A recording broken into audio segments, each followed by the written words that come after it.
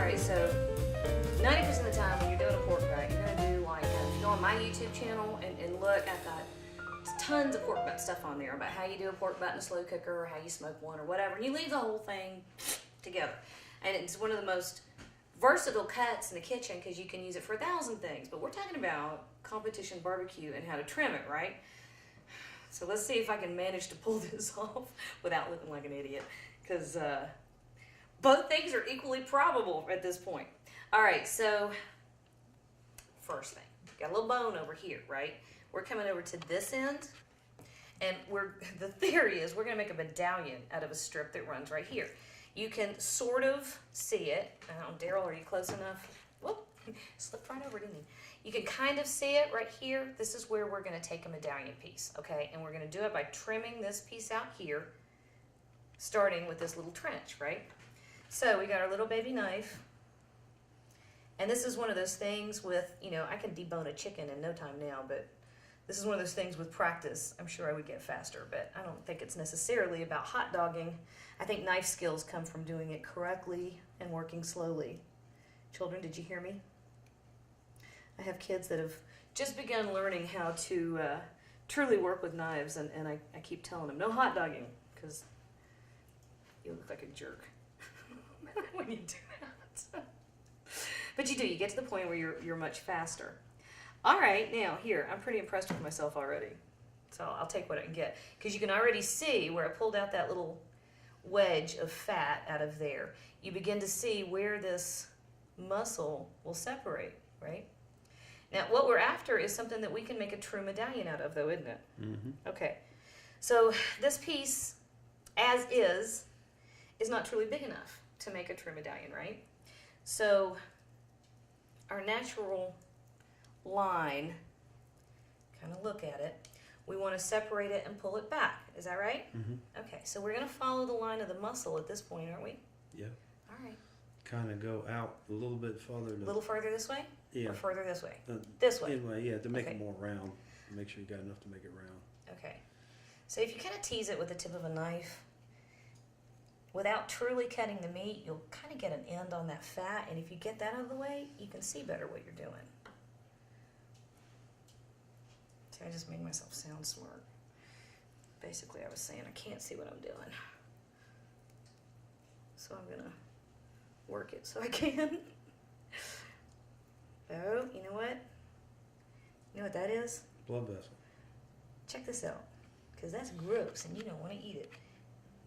That big old vein, you don't want any of those in your final product. No. So you know already that here's something you're going to have to get rid of. But right now, ew, let's get him out of there. All right.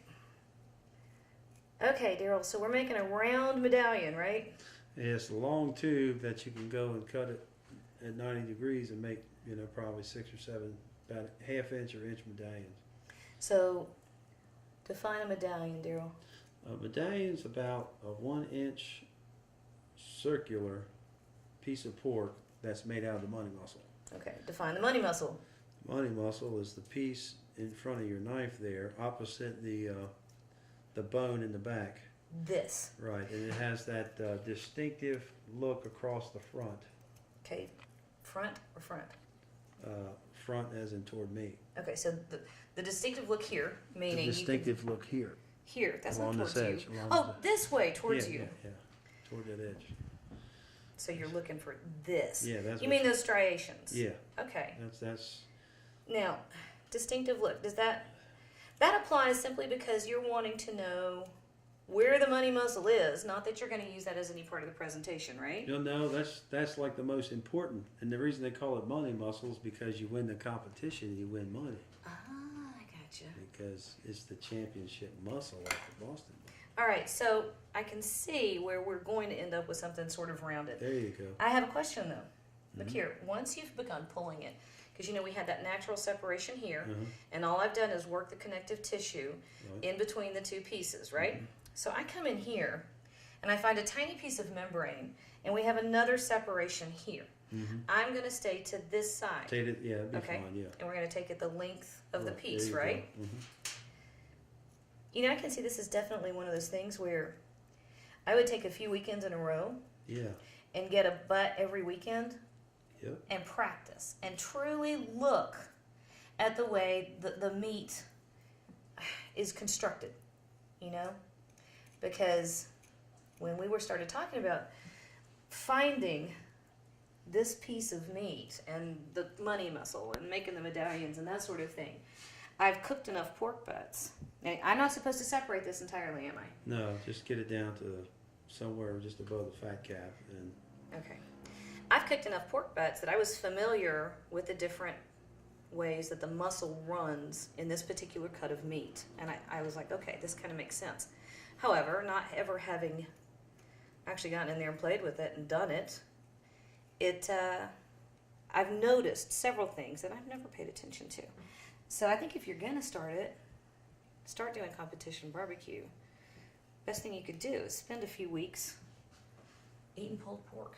All right, now, I have taken this down to where you can see the fat cap, there you go. which this is the fat cap. Mhm. So now you can see the fat cap, and our ultimate goal would be to use this to trim a medallion. Right, make Is that them down. correct? Yes, ma'am. So now I just leave it hanging there? Yep. That's weird. Now, Why am I leaving it hanging there? because you can make more bark all the way around it. By opening All the way inner- around this piece? Yeah, all the way around that piece you got bark. I gotcha. So, that's extra outside. Yep. Now, does anybody refer to it as outside in the competition world? That's how I grew up with it. Mama ordering outside sandwiches. That's Oh, what they really? do down in Alabama. Oh, wow. It's all outside. All right. Now, on this end, we have, let's see. I'm not sure what you can see, so tell me if I need to move it. Again, you're going to pay attention to where you see different sections, right? So, here's one. Tube, right? Mm-hmm. It's called a tube. And here's one, and you can see the line of demarcation here and here. And there's a big nasty vein in here at some point that we're going to get rid of. So now, you want me to take the whole thing off, or do you want me to take a tube? How do you want me to do this, dear? I just want you to get in that crevice right there and keep Yeah. pulling it back and take all the memories out of that center. All right, but we're not actually cutting it out. No. Okay. And there are, this here, if you cook it up to the right temperature, Yeah. will be a horn, and this will be a horn. Okay. And you can take those out and actually make them into a medallion or decoration for your box. But now, it, Garnish your meat with meat. yeah. And Sorry. but I don't think it's one many competitions. I think that they like the money muscle medallions, but they don't like the horn medallions. Wonder why. I don't know. What's the difference? Have they taste different? Is there a different texture? If you go to the Barbecue Superstars pulled pork page, you can see about 4 or 5 pictures of different horns that they made medallions out of. I got you. And but it looks like a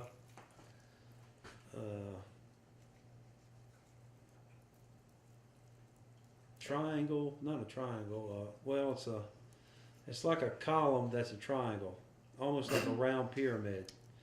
And it you know, I don't know. How'd you do in geometry class there, Daryl? In geometry class? Mm-hmm. With your round I pyramids? must, not done too good. All right. So this is just silver skin stuff. Yeah, It's not just- truly silver skin, but it's tough. Cartilaginous. Is that a word? Did I make up that word just now? Mm-hmm. I'm going to own it. I own that word. This is what I need to remove, right? Yeah, get that. Now, is there any kind of cool trick to this like we do with the... 'cause Uh, normally when There you go. That little point will Yeah. just get right up under there and just take it. Normally, when you're doing pulled pork and you're doing it in the slow cooker or you're doing it on the smoker for home at home, you don't gonna mess with this because when you're pulling the pork later, it's easy to find and you just toss it out. And after it has cooked, all that connective tissue, the gelatin has rendered, and it's still tough. You still don't want to eat it, but when you're pulling the pork, it's easy to find and toss, and it separates quite easily. Oh, this isn't too bad. So what we're doing is we're earning surface area for bark and more flavor. Now this Boston butt is very difficult to flavor. It'll eat a lot of rub and injection, and there won't be any flavor remaining. And so now the surface area you can expose where that rub attaches is good.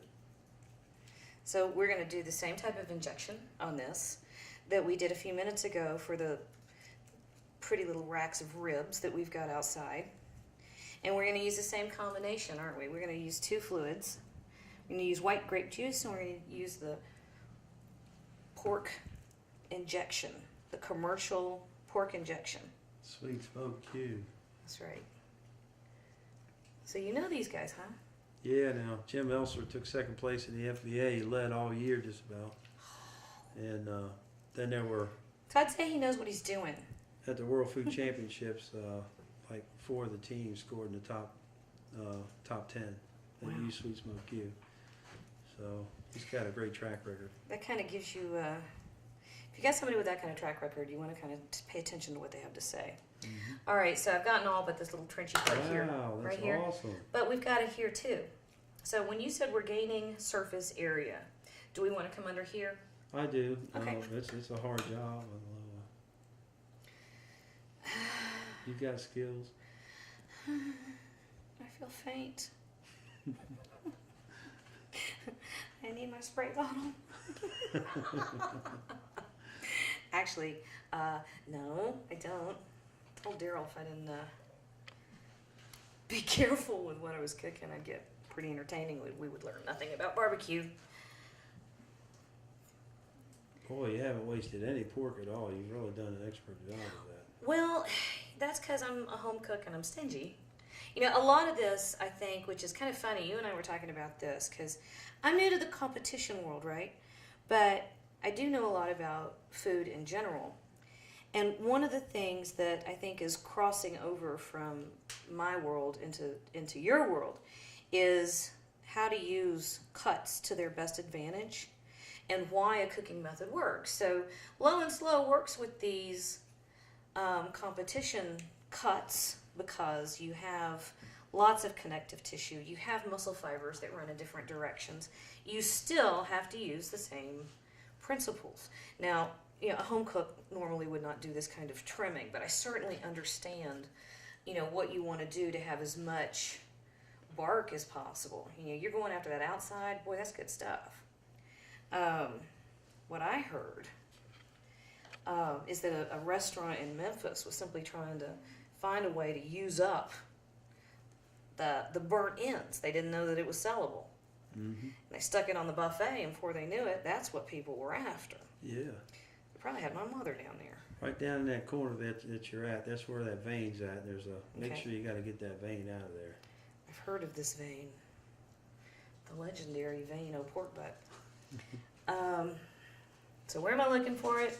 Straight down that corner there. In here? Yeah. So do you want me to continue taking? Look at this. Just there is a little more fat there. Yeah. Do we want to bring it all out? Yeah, just go ahead and get that little corner out of there and see if that vein. You might have already got it, but What if I didn't? yeah, if you didn't, then you can. All the barbecue guys will talk about me. We can't have that. Yeah, you're down to the cap, so you got it. All right.